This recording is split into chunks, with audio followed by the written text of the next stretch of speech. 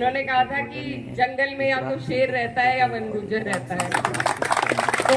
आप लोगों का जो जज्बा है, जिस परेशानियों के साथ आप अब भी अपना गुजर बसर कर रहे हैं,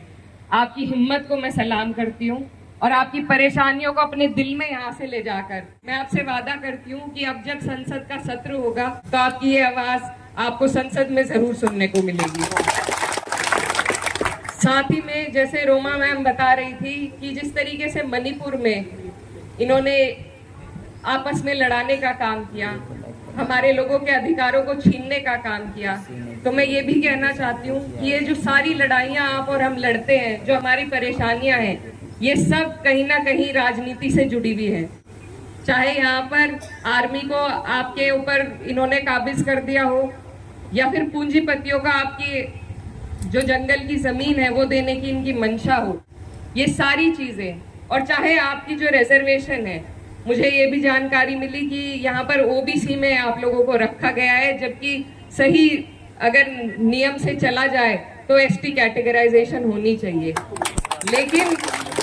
ये सरकार, आप बार बार देखते हैं कि विपक्ष जातीय जनगणना की आवाज उठाता है, ये जनगणना करना नहीं चाहते, ये किसी को सही अधिकार उनका देना नहीं चाहते। तो ये जो सरकार है, इसकी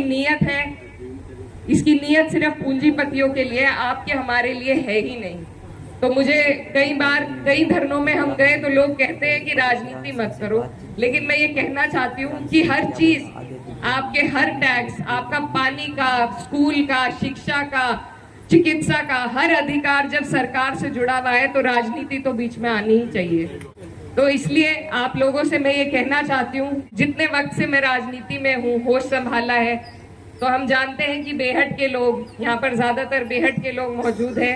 आप लोग यहाँ पर भाजपा को तो उठने नहीं देते। आगे भी मेरी आपसे यही गुजारिश है कि 2 साल में यहाँ पर राज्य का चुनाव है और अगर हमारी सरकार बनती है, मैं आपसे वादा करती हूँ कि आपकी ये जो अधिनियम है,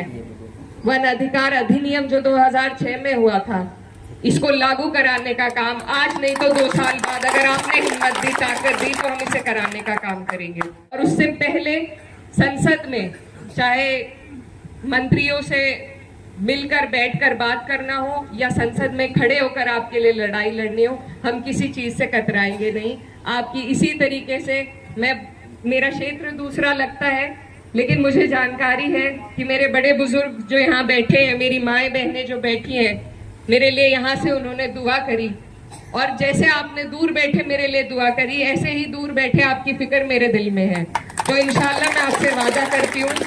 कि वन अधिकार न सिर्फ वन गुजरों के, पर जितने भी 36 कौम जो यहाँ पर हमारी मौजूद है, सभी के अधिकारों को लड़ने का, सभी को एसटी कैटेगराइजेशन मिले, आपका वन अधिकार अधिनियम 2006 लागू हो, ये दोनों काम हम पुरजोर तरीके से उठाने का काम करेंगे। और मैं मुन्नी लाल जी को कहना चाहती हूँ कि मैं क्योंकि नई हूँ और इमरान मसूद साहब पुराने हैं, उनको जानकारी ज्यादा है, लेकिन मैं आपके साथ बैठना चाहूंगी, घंटा 2 घंटा 3 घंटा,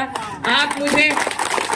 तफसील के साथ सारी समस्याओं से अवगत कराएं और मैं पूरी कोशिश करूंगी कि जिस तरीके से आप बताएंगे उसी ईमानदारी के साथ मैं भी आपकी लड़ाई लड़ूं। बहुत आपने मुझे यहाँ बुलाया, मैं जो बहुत तलबगार हूँ, तो इसी तरह आप हमारी हिम्मत बनिए, हम आपकी ताकत बनने का काम करेंगे, इसी तरह ये कारवां आगे बढ़ेगा। तो आपसे मैं इजाजत लेना चाहती हूँ। बहुत बहुत शुक्रिया, धन्यवाद।